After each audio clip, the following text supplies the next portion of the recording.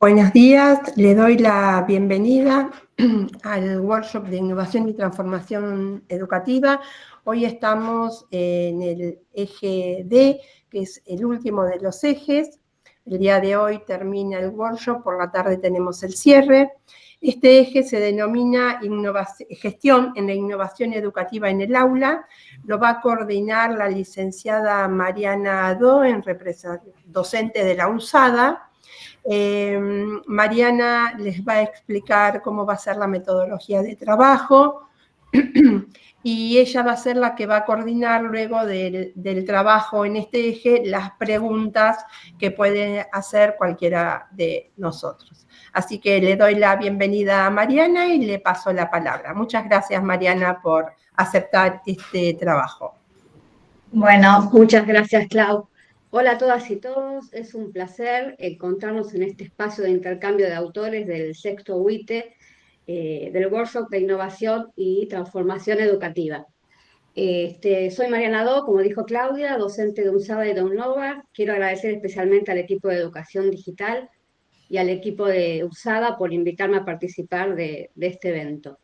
El eje D se titula Gestión de la Innovación Educativa en el Aula y reúne trabajos de dos líneas fundamentales. Una tiene que ver con las prácticas de gestión educativa que fomentan entornos inclusivos en los procesos de enseñanza y aprendizaje, tanto en aulas presenciales como virtuales.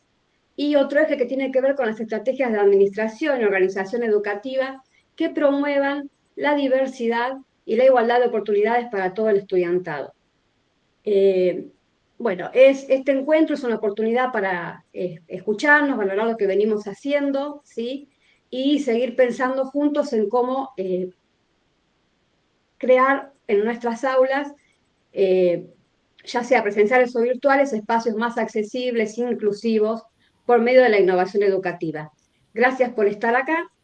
Sean todos bienvenidos y bienvenidas. Les cuento un poco cómo va a ser la modalidad de este intercambio. Primero vamos a tener un intercambio de autores donde cada autor de cada trabajo va a contar brevemente qué problemáticas abordaron, qué soluciones encontraron y qué aprendizaje tuvieron en ese proceso. Y luego vamos a tener un pequeño debate entre todas las personas presentes, ¿sí? Bueno, los trabajos, la verdad que me parecieron excelentes. Hay trabajos de todo tipo que tienen que ver con la innovación educativa, la inclusión. Hay trabajos sobre las brechas digitales en la educación superior, sobre gamificación en adultos mayores, trabajos que nos plantean, ¿sí? Volver a repensar la mediación educativa a través de la irrupción de las tecnologías emergentes, en particular la inteligencia artificial, y bueno, trabajos que también tienen que ver con la formación docente en cuanto a la innovación educativa y también a la formación docente de inteligencia artificial. Invito a los autores y autoras, ¿sí?, a contarnos brevemente sus trabajos. Sé que hay varios presentes, no sé quién quiere arrancar. Me propongo yo para arrancar. Bien, Dante, bienvenido. Bienvenidos a todos, buen día. Bueno, nuestro trabajo es un enfoque futurista, en el sentido de que queremos entender qué va a pasar en el futuro con la inteligencia artificial y se nos ocurrió, debido a mi edad principalmente, compararlo con el proceso de la calculadora científica cuando irrumpió en el ambiente educativo de la universidad. Esa situación la viví personalmente y en esos momentos recuerdo haberlo vivido con angustia porque como alumno no sabía cómo era el tema porque algunos profesores me permitían usar la calculadora y otros no. O sea, yo entré en mitad del proceso que se está repitiendo en sus lineamientos generales con la irrupción de la inteligencia artificial. Yo sé que en el medio hubo un montón de innovaciones científicas y que han impactado en la educación, pero elegimos el tema de la calculadora científica porque por mucho tiempo fue el único, por mucho tiempo, y vimos el proceso que solamente se debía a la calculadora científica, con todas sus consecuencias, fue el único evento científico relevante que impactó en la educación. Después ya se empezaron a suceder uno tras otro y se superponían los efectos, entonces es muy difícil separar el efecto del internet con el efecto de la computadora o del celular, pero en la calculadora estaba solita. Entonces ahí analizamos exactamente qué pasó con la calculadora y lo comparamos con la versión actual de todos los impactos que va pegando la inteligencia artificial en la educación. Al principio mucha gente se ha manifestado como preocupada por la irrupción de esta tecnología, con muchas consecuencias que realmente tienen un planteo serio, pero son las mismas que pasaron cuando se adquirió como elemento común a la calculadora científica. Por lo cual nosotros tenemos una visión optimista de cómo va a terminar esto. Tenemos registro de cómo terminó lo de la calculadora, que no murió nadie, que no se terminó con alumnos que eran tontos y dependían de la calculadora. Pero sí hay muchos chicos que no saben sumar fracciones al día de hoy, por ejemplo. Cosa de que, si bien es elemental, tampoco es tan necesaria si tenemos una herramienta que lo haga por nosotros. Entonces hemos separado, esto no está en el trabajo, ni siquiera este tema que estoy abordando ahora, que es ¿por qué elegimos la calculadora y no otra innovación científica? No hemos tenido tiempo de incluirlo para que quede más claro nuestro trabajo. Pero sí el trabajo de análisis de las consecuencias, cómo vamos viendo que se repiten los esquemas, y entonces nos permite predecir qué va a pasar, a qué nivel vamos a llegar, y conceptualmente esto lo pensamos después, porque este es un tema que va creciendo, no es un trabajo terminado. Seguimos trabajando sobre esto y seguimos perfeccionando la idea y mejorando las predicciones. Nosotros lo que vemos es que esto va a ser ya moneda corriente en varios años y que hay que seguir el mismo proceso que siguió la calculadora desde el punto de vista del sistema educativo y desde el punto de vista de los docentes. Hubo un primer momento en que los docentes lo prohibían porque no todos estaban capacitados para manejar la calculadora. Y eso está pasando ahora, o sea, los docentes, los mismos docentes no lo saben manejar a la inteligencia artificial, entonces hay muchos que rechazan la idea de cambiar el sistema educativo que ellos generan porque no dominan esa herramienta o sienten inseguridad. Es el mismo esquema de la calculadora. Pero va a llegar un momento que esta primera etapa va a terminar, los docentes se van a capacitar y vamos a tener que reformular los contenidos y vamos a tener que reformular las ejercitaciones y la manera de evaluar, incluyendo esta herramienta tan poderosa. También hay que tener en cuenta lo siguiente, y con esto termino. El conocimiento se puede dividir a los efectos de este enfoque en dos grandes grupos. Un conocimiento procedural y un conocimiento conceptual.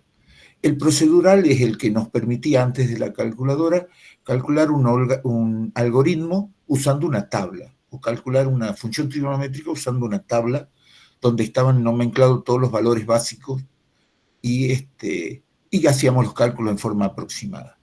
Hoy en día los chicos no saben que eso existió alguna vez. Ya la calculadora ha tomado ese lugar y para ellos no existe una historia previa, donde la mitad de nuestro tiempo en la universidad nos la pasábamos aprendiendo cómo se usan esas benditas tablas. Era una cosa tan árida, tan seca, sin sentido, que nos consumía la fuerza y el tiempo.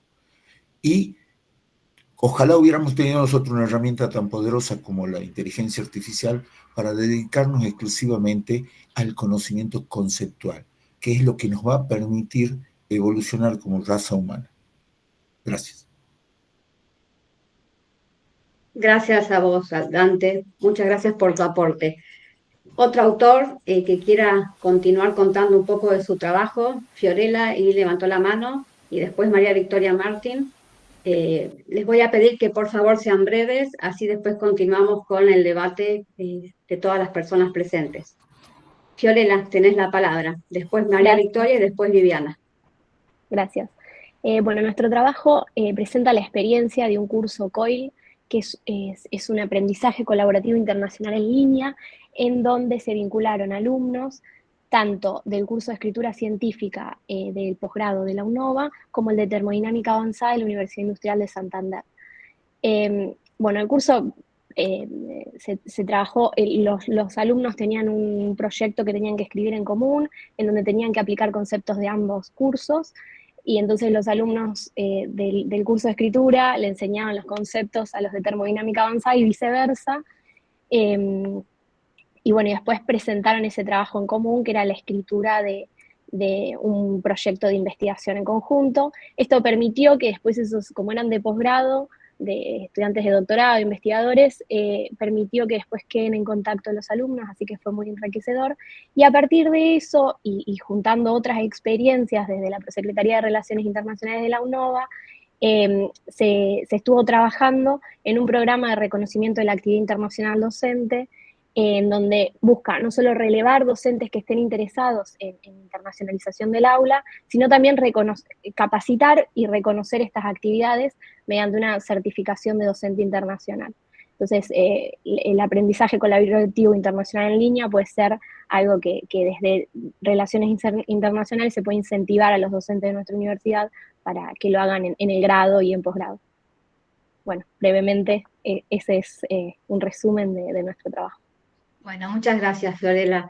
Y podemos ir viendo ya la importancia de la innovación educativa y la inclusión, ¿no? En cuanto a lo que hablaba Dante y a lo que hablaba Fiorella, con respecto a, en caso de Fiorella, la internalización de la educación superior en este caso, y en cuanto a lo de Dante, con respecto a enseñar a los estudiantes, ¿no?, a utilizar las nuevas tecnologías que irrumpen de manera sin pedirnos ningún permiso, y bueno, y hay que aprender, tanto docentes como estudiantes, a vivir con estas nuevas tecnologías que nos están apabullando.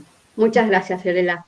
¿Quién seguía? Me parece que María Victoria, ¿no? Sí. Bien. ¿Cómo están? Buen día a todos y a todas. No, yo quería retomar por ahí lo de Dante, porque mi trabajo va en esa línea. Yo no sé si puedo compartir una sola imagen, que es la que está en el video. No sé, Mariana, si me habilitás. Te silenciaste, Mari. Mari. Que de última la comparta en el mural, porque ahora si no nos va a quedar cortada la presentación. Bien, compartirla en el chat, si tenés el link. No, está en la presentación en video que subí. Lo que pasa es que me pareció interesante. Esto yo incluí, en realidad mi experiencia no quedó así escrita, porque no quedó así escrita, pero sí es el punto de partida, y es experiencia trabajando con estudiantes secundarios donde presentan informaciones a partir de ciertos ejemplos. Presentan informaciones que no tienen ni pies ni cabezas, como por ejemplo decir que Fito Páez se exilió a promover derechos humanos en Brasil, no me acuerdo qué, y Paraguay en el año 77, cuando Fito Páez tenía 14 años y eran 2 países que estaban en dictadura. A partir de eso, y por ejemplo confundir esa famosa imagen del Papa Francisco que circuló con una campera puffer, yo me preguntaba, no solo por la dimensión técnica, que es un poco lo que planteaba Dante, me parece, sino también por otras dimensiones que acarrea esto de el uso de la inteligencia artificial generativa, ¿no? En esto me parece que no es solamente una cuestión técnica a la que hemos sobrevivido, sino que en tal caso tendremos que aprender a construir mediaciones para sobrevivir a una cuestión técnica, pero una cuestión también vinculada a las ritualidades. Esto sí, me parece que aparecía claramente. Bueno, cómo modificamos las consignas, decía Dante, cómo proponemos otras cosas, ¿no? Pero también a la socialidad. Entonces me parece que desde acá hay no solo una oportunidad, sino algo que es imprescindible, que es repensar todo lo que acarrea eso, porque el problema no es la inteligencia artificial. El problema tiene que ver con cómo nos vinculamos con otros cuando un aparato nos dice Fito Páez, doy este ejemplo pavo, pero bueno, es mucho más común y frecuente, ¿no? Fito Páez en el año 77 se fue, bueno, pensemos un poquito, a ver, Fito Páez, chequeemos, busquemos, cómo esto también a veces anula el poder compartir con otros y con otras. Si me lo dice el teléfono, yo con vos no discuto porque me lo dijo el teléfono, ¿no? Entonces, me parece que es una discusión, esto de cómo innovar, no tiene que ver solo con la cuestión técnica. Y en esto yo me paro en 2 autores que para mí son fundamentales. Uno es Jorge Huergo. Jorge Huergo fue profe mío acá en la Facultad de La Plata, y él decía, la comunicación-educación tiene que abordar la tríada sujetos, dispositivos y prácticas. Uno no puede abordar solamente el dispositivo, ¿no? La calculadora o la inteligencia artificial, sino los sujetos, los dispositivos y las prácticas en una tríada inseparable. Y un segundo autor, que a mí me parece referente, que es del campo de la comunicación, Jesús Martín Barbero, él dice, la educación se transforma cuando lo tecnológico empieza a espesarse, la mediación tecnológica empieza a espesarse y deja de ser un instrumento para convertirse en estructural. Y me parece que con la inteligencia artificial generativa está pasando esto. No es solo un instrumento, sino que está espesándose y convirtiéndose en estructural y configurando y reconfigurando todas nuestras prácticas, insisto, en estas tres dimensiones, en la técnica, en la de la ritualidad, las prácticas, y en la socialidad, en nuestra relación con otros. Mi trabajo va por ahí, me parecía que complementaba un poquito y podía entrar en diálogo con el trabajo de Dante. Bueno, gracias. Muchas gracias, Victoria, por el aporte. Es importante, sí, alfabetizar y, bueno, y enseñar a los jóvenes que están en la universidad sobre el uso ético de las tecnologías emergentes, en particular en este caso de la inteligencia artificial. Continuamos con Viviana, con su trabajo, que tiene que ver con las brechas digitales. Sí, buen día para todos. En nuestro trabajo con la doctora Sonia Mariño se trató de brechas digitales persistentes en la educación superior. Nosotros venimos trabajando a partir de la pandemia en la identificación de brechas digitales en la comunidad académica, universitaria. Este trabajo puntualmente se realizó el primer semestre del 2023, donde había terminado la pandemia, y queríamos indagar mediante una muestra aleatoria a 100 estudiantes si persistían las tipologías de brechas de uso, de acceso y competencial que se daban durante el primero y el segundo año en pandemia.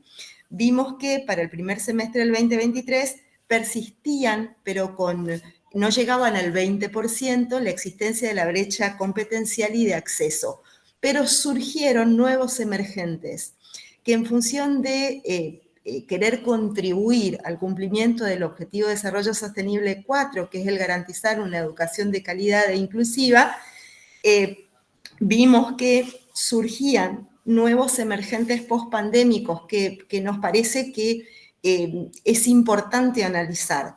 Estos nuevos emergentes surgen y están relacionados, por ejemplo, con si los estudiantes consideraron que en la etapa pospandémica esta situación de volverse a adaptar desde la virtualidad a la presencialidad les genera un impacto negativo en su productividad académica. El 47% identificó que sí. Y a su vez, y me parece también importante resaltar, que el 80% de los alumnos entrevistados daba cuenta, y este es un nuevo emergente, de que eran recurrentes durante su proceso académico, de intercambio académico o de vida académica en 3 unidades académicas diferentes, las sensaciones de angustia, soledad y ansiedad eran recurrentes y estaban presentes a diferencia de su vida universitaria anterior a esta emergencia sanitaria. El 80% en una población etaria que oscilaba entre los 18 y los 21 años. Y entonces esto sí me parece que merece la atención como nuevo emergente pospandémico. Y otro nuevo emergente a tratar, y estoy de acuerdo con el profesor que habló al principio de este debate, es que precisamente debemos construir o diseñar herramientas que permitan no solamente reducir una brecha competencial que seguramente va a generar las nuevas herramientas de inteligencia artificial en nuestros alumnos y en nuestros docentes también, y en la capacidad que tienen como para utilizarlas para mejorar su productividad universitaria y no reemplazar su esfuerzo académico.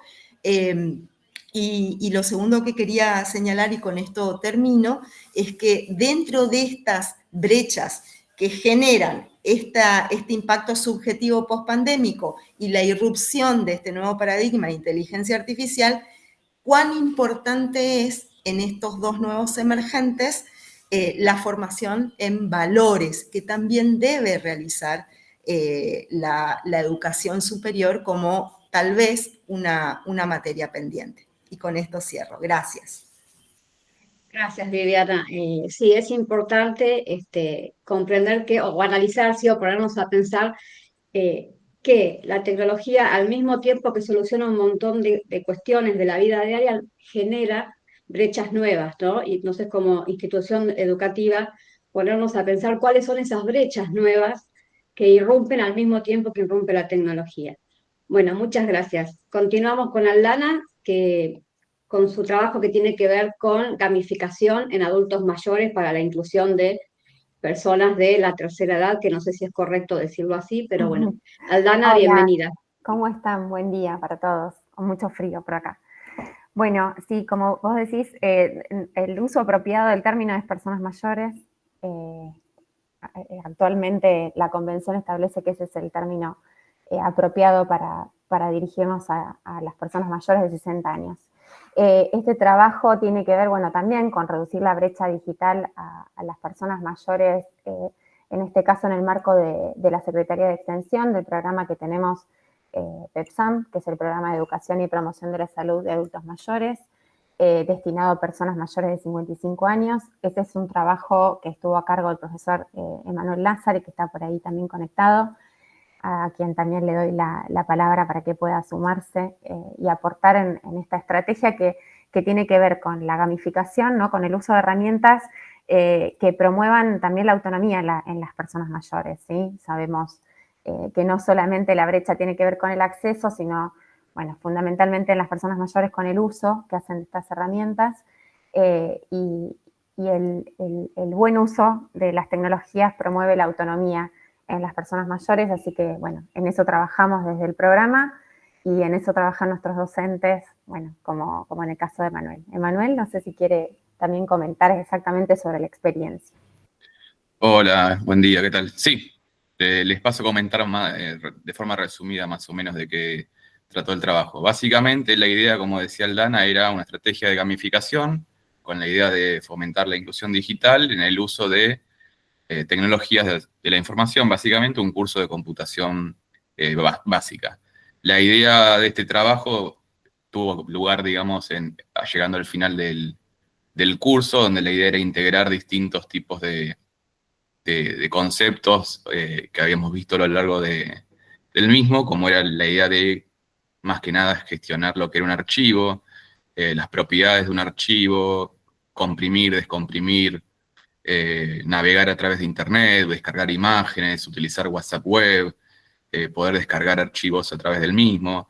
Entonces, la idea del trabajo básicamente consistió en una actividad lúdica de gamificación que la denominé Adivinar el Destino, donde básicamente ellos lo que hacían en primer lugar era, como dice el título, elegir un destino turístico que esté basado, digamos, en alguna experiencia personal de ellos.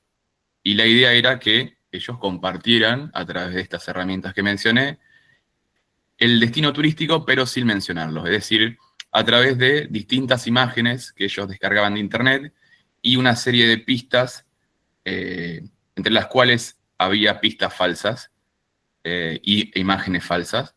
Y la idea es que el resto de los compañeros, a través de la exploración de esos archivos y poder identificar cuáles pistas eran verdaderas o falsas, ellos pudieran adivinar cuál era el destino turístico. De esa manera, lo que hacían las personas mayores era básicamente poder identificar una serie de conceptos que se habían visto a lo largo del curso, como por ejemplo cuál era el peso de los archivos, cuál era el tamaño de las fotos, debían editar textos y compartirlo a través de internet, y después la idea del juego básicamente era que aquel compañero, estudiante que más adivinara destinos turísticos sea quien ganara, básicamente.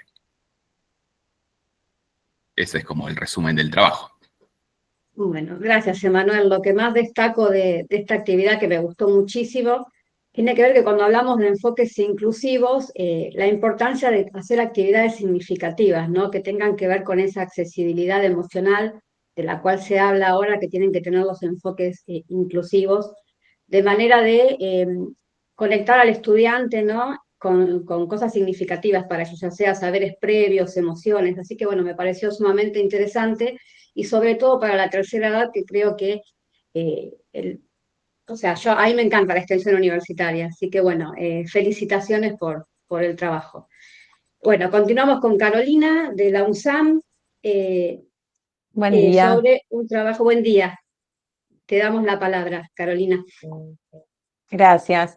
Bueno, como decía Mariana, soy de la UNSAM, de la Universidad Nacional de San Martín, de provincia de Buenos Aires, y pertenezco a la coordinación del CIED, del Sistema Institucional de Educación a Distancia de la universidad, y en este trabajo queríamos compartir las experiencias que venimos teniendo de formación docente en relación a la inteligencia artificial generativa.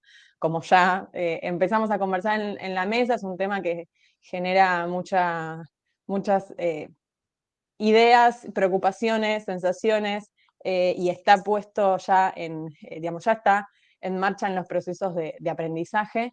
Lo que vemos es que entró quizás más de la mano de los y las estudiantes, y desde la universidad tenemos que formarnos y generar espacios de debate y de intercambio. Entonces desde el CIED, desde el 2023, venimos abordando desde nuestras líneas de formación, venimos ofreciendo distintos espacios formativos vinculados a esta temática en particular. Y venimos haciéndolo en distintos formatos y tratando de abordar distintas líneas en relación al tema.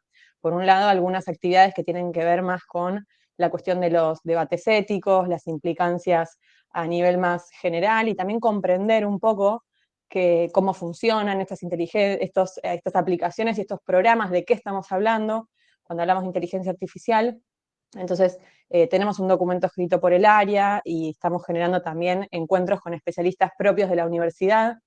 También hemos realizado otra actividad en conjunto con otras universidades, es decir, traer voces de la propia academia y de la propia institución para poder pensar esto desde las ciencias sociales, desde las ciencias exactas, desde distintas disciplinas. Venimos convocando a especialistas de distintas carreras. Y por otro lado, otra línea un poco más pensada en la aplicación en el aula y en la tarea docente cotidiana, a partir de talleres dictados por el área, y tuvimos un primer curso de seguimiento más individualizado, en el cual acompañamos a los y las docentes participantes en pensar cómo abordar esta temática desde sus materias. Y bueno, para resumir muy brevemente, lo que vemos es, por un lado, mucho interés y mucha demanda por parte de la comunidad educativa por formarse en estos temas. Vemos muchísima inscripción en este momento. Los espacios de formación que refieren a inteligencia artificial están convocando a muchos más docentes que otras temáticas. Hay como ahí mucha necesidad y mucho interés. Sí, por supuesto, vemos también mucha heterogeneidad. Hay docentes que jamás habían abierto un chatbot, y también docentes que tienen mucho conocimiento y están ya avanzando en otros niveles. Sí, lo que vemos es que en general, a partir de encuestas que hicimos y relevamiento en los espacios, que los docentes saben que sus estudiantes lo están usando, pero hay poca conversación y poco puente a conversar con los y las estudiantes en cómo lo están usando, para qué, y entonces también intentamos ahí abrir una conversación también con los estudiantes, poniendo, digamos, para que eso permita construir una mirada crítica y poder dar cuenta de que eso ya está sucediendo, y que los docentes también se sientan con la posibilidad de incluirlo en sus experiencias. Y por otro lado, también requiere, de parte del área, por un lado, lo que observamos en este análisis de este trabajo es la importancia de seguir continuando con espacios de formación en esta temática, la necesidad de formarnos constantemente. De hecho, escribimos un primer documento en diciembre del 2023 y ya estamos actualizándolo porque ya el escenario es otro. Entonces eso, nos sirvió esta experiencia como para sistematizar un poco lo que venimos haciendo, y la idea es seguir proyectando espacios de formación. Bien, gracias. Gracias a vos, Carolina. Dos cuestiones importantes de tu trabajo. Me parece que la formación docente, sobre todo cuando la pandemia nos vino a correr de un cimbronazo del modelo tradicional, muy arraigado en las universidades públicas, es importantísimo que desde las instituciones se forme al docente porque, bueno, es la única manera de poder innovar en pos de la inclusión y la calidad, ¿no? Que es algo que se nos está pidiendo a gritos ahora en todas las universidades. Así que, bueno, muchísimas gracias. Continuamos con la última autora, que es Susana López, también de la USAM, con el trabajo de el CIED en tu aula. Bien, muchas Bienvenida, gracias. Susana. Gracias, buen día. Bueno, el trabajo titulado El CIED en tu aula también forma parte de la coordinación del CIED, de la UNSAM. Bueno, fue escrito en colaboración con Mariana Moré, que también se encuentra acá y enseguida le voy a dar la palabra también para que continúe. Quiero enmarcar un poquito la propuesta. La coordinación del CIED desde el año 2022 tuvo una reconfiguración en cuanto a sus acciones y hay un plan bianual de formación CIED dentro de todas las otras acciones que arma, digamos, que tiene a cargo el CIED. Una de ellas es la formación y realizamos muchas acciones de acompañamiento a docentes. Este proyecto en particular es un proyecto que acompaña de manera sistemática, regular, a equipos docentes de cátedra. En algunos casos son recomendados por los secretarios académicos, por las unidades académicas, y en otros casos se acercan los profesores, los equipos docentes, a trabajar con el CIED para la propuesta de mejora en sus aulas. Esto implica como una serie de pasos. Hay una disposición de la Secretaría General Académica que aprueba el proyecto y hay una serie de pasos donde, bueno, lo primero que hacemos es hacer un análisis de la situación de la enseñanza con aulas virtuales de ese equipo docente. Luego hacemos una propuesta de mejora y acompañamos al equipo docente a implementar las mejoras en el aula virtual de modo que luego puedan continuar ellos. O sea, no hacemos nosotros o les mostramos cómo podrían mejorar su propuesta, pero la idea es en esta acción de acompañamiento ir formándolos como para que luego ellos puedan continuar con las mejoras en el aula virtual y que estas mejoras no son únicamente desde el punto de vista tecnológico de la configuración del aula, sino es pensar la propuesta de enseñanza en la virtualidad. Este trabajo puntualmente lo que hace es recuperar la experiencia con 4 materias, particularmente con 4 materias que trabajamos el año pasado durante el 2024, y para no contar todo yo, le voy a dar la palabra a Mariana Moré para que bueno, continúe con la segunda parte y termine el relato de nuestro trabajo. Bueno, muchas gracias, Susana.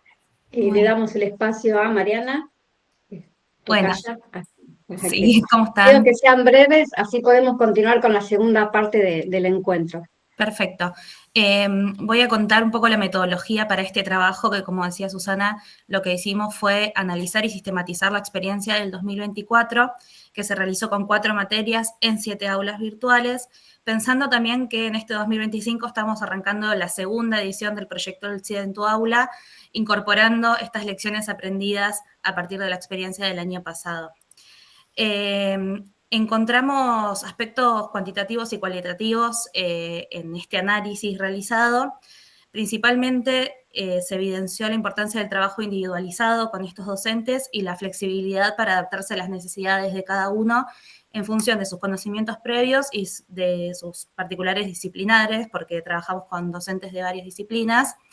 Y esta detección de necesidades específicas permitió orientar el trabajo de manera efectiva en función de lo que necesitaba cada aula con cada docente.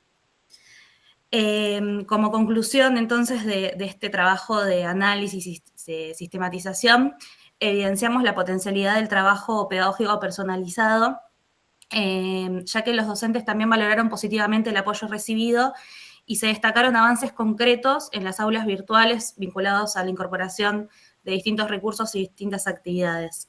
Nos parece, como síntesis de este trabajo, evidenciamos que este proyecto es una estrategia efectiva para impulsar la innovación en la educación a distancia, que es lo que nos incumbe como coordinación del CIED, en vistas a continuar fortaleciendo las capacidades del cuerpo docente para la enseñanza. Bueno, muchas gracias, Mariana.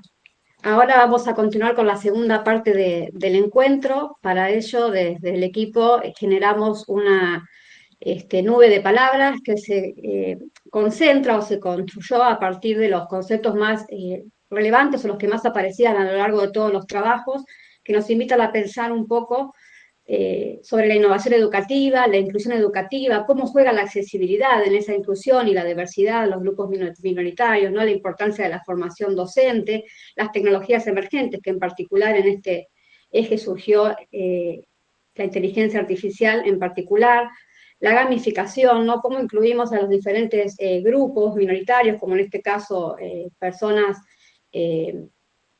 adultos mayores, ahí me salió bien, personas con discapacidad, diferentes grupos de minorías, ¿no? Que tengan que atraviesen diferentes problemas como la cuestión de género, la discapacidad, ¿no? Pertenecer a por ahí comunidades de pueblos originarios, etcétera. ¿Cómo hacemos para, a través de la innovación educativa y la inclusión, incluir a esas personas? En realidad a todos los estudiantes y a todos los grupos minoritarios. Bueno, y para orientar este debate planteé 3 preguntas, ¿sí? Que la idea es que debatamos entre los autores, entre todas las personas presentes, y podamos responder preguntas incluso de los trabajos que se presentaron. Bueno, la primera pregunta tiene que ver en realidad con el aula, ¿sí? Con qué enfoques por ahí hacen más inclusiva un aula y más accesible. La segunda pregunta tiene que ver con la tecnología, ¿sí? Como lo que hablábamos hoy con, bueno, no me acuerdo el nombre, del trabajo de las brechas digitales, ¿sí? Que la tecnología, al tiempo que irrumpe, genera nuevas brechas. Bueno, ¿cómo hacemos para incluir teniendo en cuenta esas nuevas brechas? ¿Cómo las sorteamos? Y por último, la tercera pregunta tiene que ver con reflexionar acerca del rol, ¿sí? De la gestión institucional y el rol del Estado para achicar las brechas, obviamente, y para que se pueda acceder plenamente a los entornos mediados por tecnología para todo el estudiantado en su conjunto, ¿no? Y toda la comunidad académica. Bueno, no sé quién quiere arrancar a responder una pregunta, a contar sus experiencias, a pensar cómo atraviesan no tanto el aula, la tecnología y las instituciones y la política institucional en la inclusión educativa, ¿sí? Ahí, bueno, Victoria, quiere arrancar a decirnos no sé, algo. Así pensando a partir de estas preguntas que me resultan muy motivantes, muy sugerentes. La primera, ¿no? En particular, las prácticas de innovación más efectivas para garantizar entornos inclusivos y accesibles en aulas presenciales y virtuales. Yo este cuatrimestre estoy dictando un curso de un primer año en una tecnicatura universitaria. Y me parece que las prácticas más innovadoras son las que traen los y las estudiantes, ¿no? Y que nos ponen en jaque todos por ahí los andamiajes pedagógicos y que nos hacen estar muy alerta a qué atajos encuentran para, por ejemplo, acceder a ciertos temas. Lo primero que hacen es preguntarle a la inteligencia artificial. O sea, si leen un texto que uno les da, van por el lado del atajo antes de llegar a la clase. Cuando uno explica, dicen, pero ahora me quedó claro y no me había quedado antes.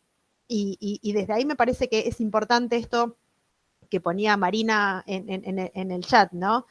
Bueno, ¿cómo hay que problematizar eso? Porque en realidad me parece que estas innovaciones que están a la fuerza, porque son prácticas que llevan adelante los y las estudiantes, me parece que tenemos que recoger el guante, ¿no? Y ponerlas en perspectiva crítica, cuáles son los sesgos, cuáles son las problemáticas, ¿no?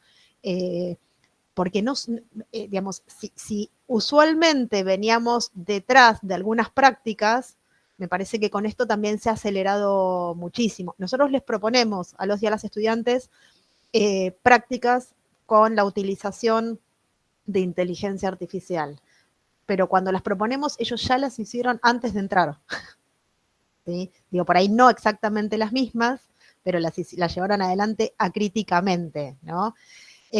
Capaz que es el modo que las estudiantes están encontrando para sentirse incluidos en un mundo que le proponemos nosotros, que ya no es el mundo que, no sé si decir que habitan, que van habitando día a día, porque va todo tan rápido, ¿no? Que también les va cambiando muy, muy rápidamente. Capaz que desde esos lugares se sienten más incluidos, más incluidas, aunque desde mi punto de vista mucho más, no sé si conservador, pero bueno, desde otra lógica performativa, no los está incluyendo, les está haciendo creer que están incluidos cuando en realidad no es así, ¿no? Pero me parece que es un punto interesante por ahí esto de pensarlo, ¿no? Digo, lo emergente, más claramente que nunca, me parece que surge por el lado de los y las estudiantes. Con el caso de las calculadoras científicas, muchas veces a los chicos y a las chicas les piden que, por ahí en pregrado de universidad, les piden que hagan operaciones con calculadoras científicas. No todos tienen calculadoras científicas y no se les permite usar el teléfono celular, ¿no? Entonces, bueno, pero el teléfono celular tiene incorporada, si tenés conectividad, tiene una calculadora científica. El tema es cómo trabajamos con eso que también resulta emergente, ¿no? De nuevo, ¿son los dispositivos, son los sujetos o son las prácticas? ¿No? Digo, porque si evitar el uso del teléfono es porque pensamos que quizás en vez de usar la calculadora científica van a preguntarle, no sé, a la inteligencia artificial cómo se resuelve tal cosa, o no tengo idea cuál podría ser ahí el problema, ¿no? O preguntarle a otro, o preguntarle a tu profe particular, ¿cómo haces esto? Resolvémelo, no tengo idea. Bueno, por eso me parece que hay que pensar la mediación pedagógica, pero en términos mucho más amplios que el meramente tecnológico, ¿no? Esto en clave también de entornos inclusivos, accesibles, y yo agregaría que permitan construir comunidad en un momento de tanta fragmentación, ¿no? Por eso me parece que el eje socialidad, esto de compartir, discutir, no estar de acuerdo, llegar a un acuerdo, o convivir aún estando en desacuerdo, me parece que en clave política del momento que transitamos como país, me parece que es central. Bueno, muchas gracias, Victoria. ¿Alguien más que quiera hacer algún aporte? Breve, porque ya en un rato deberíamos ir cerrando. Graciela y bueno, Sebastián. ¿Querés arrancar? Bueno, sí, en primer lugar, un placer saludar a Sebastián, que hace muchísimos años que no lo veo. Pero todos alumnos tuyos fuimos. Claro, sí. Todos los saludamos a Seba, bienvenido Seba, tanto tiempo. Sí, es cierto. Bueno, más allá de eso, justamente, cuando esos fueron alumnos míos, yo tengo muchos años de docencia, las tres propuestas me parece que nos ponen en una cuestión muy similar a la respuesta que me permiten a mí sumarme a la respuesta de María Victoria. Creo que esto nos pasó con la calculadora, esto nos pasó con el celular en el aula, esto nos pasó con la educación digital durante la pandemia.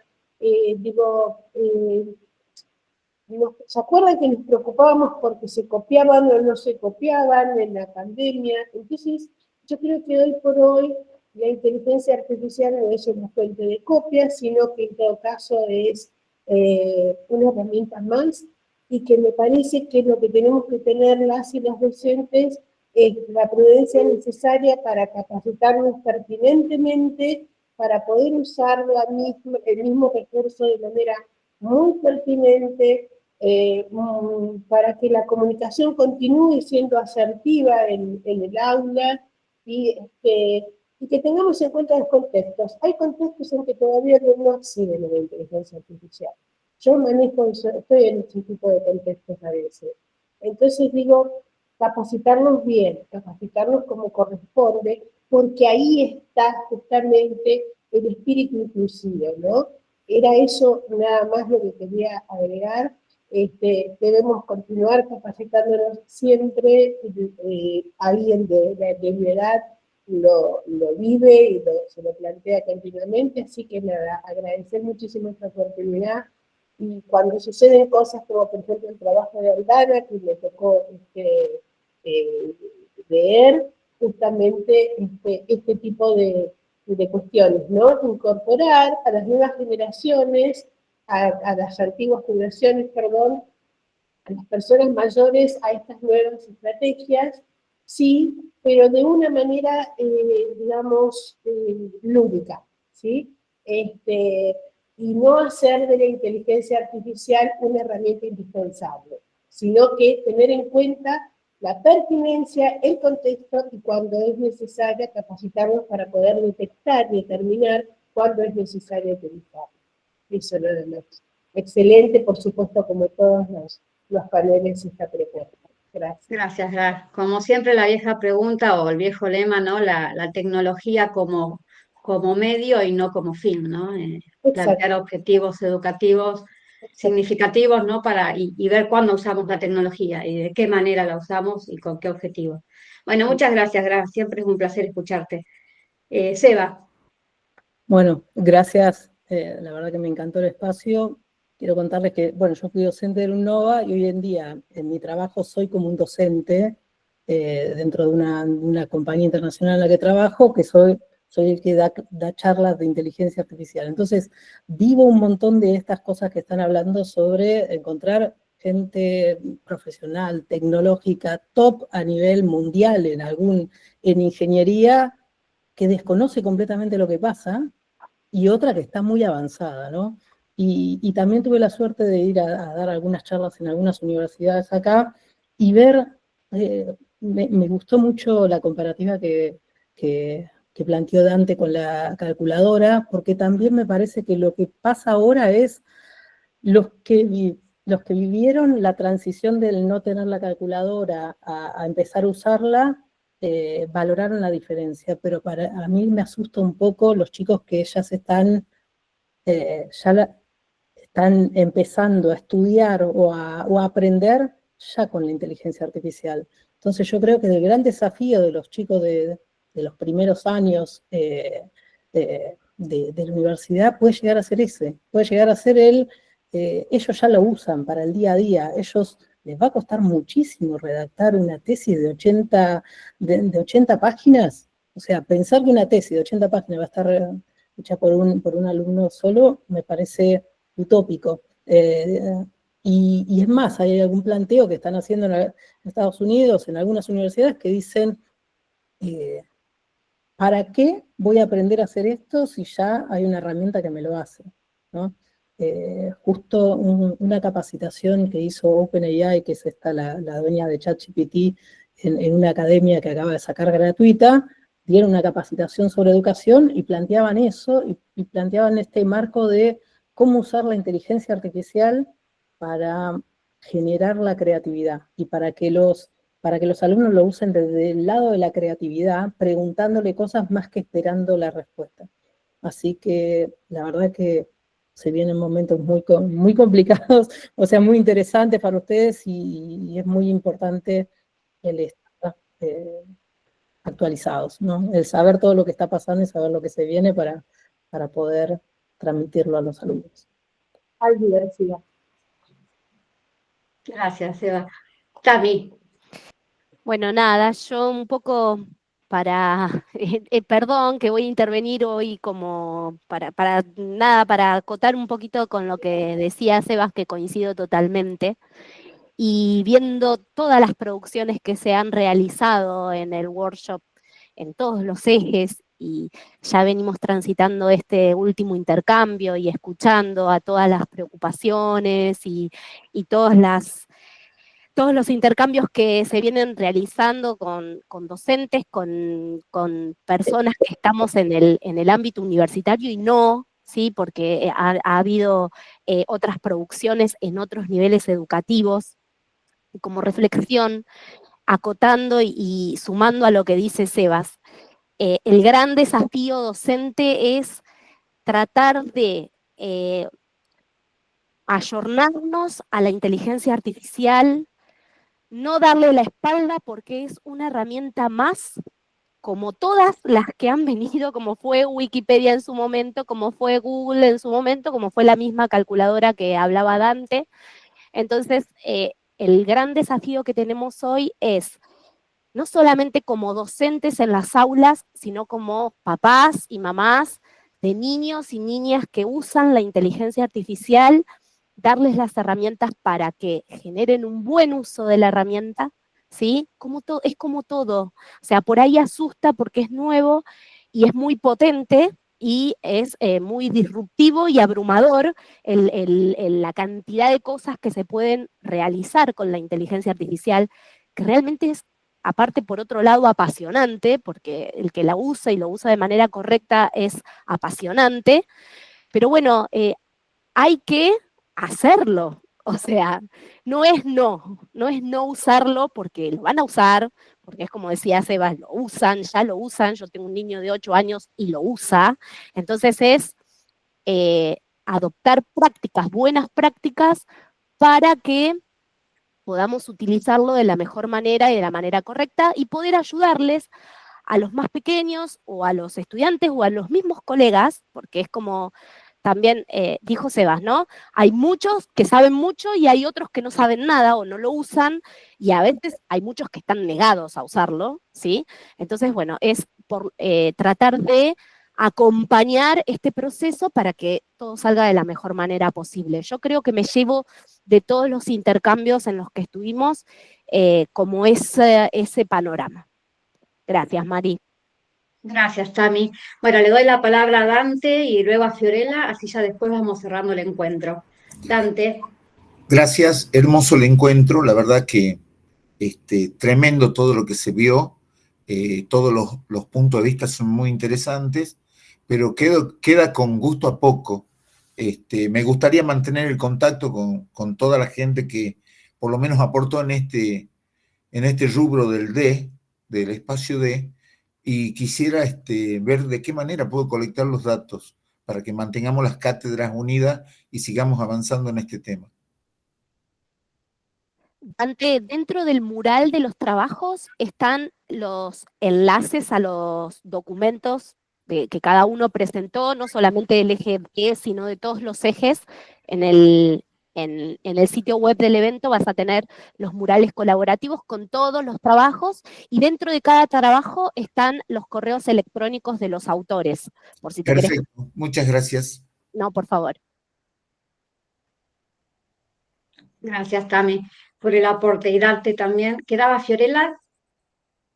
Sí, gracias. Yo quería sumarme a lo que dijo Tamara, que no es dejarlo de lado el uso de inteligencia artificial. Nosotros en el curso de escritura científica la vemos y lo usamos como un apoyo a búsqueda bibliográfica, a mejorar la escritura, y bueno, siempre se desencadenan estos debates, y de hecho es como, retomo lo que dijo Tamara, es la ética de cómo usarlo, como así está la ética profesional en cada profesión.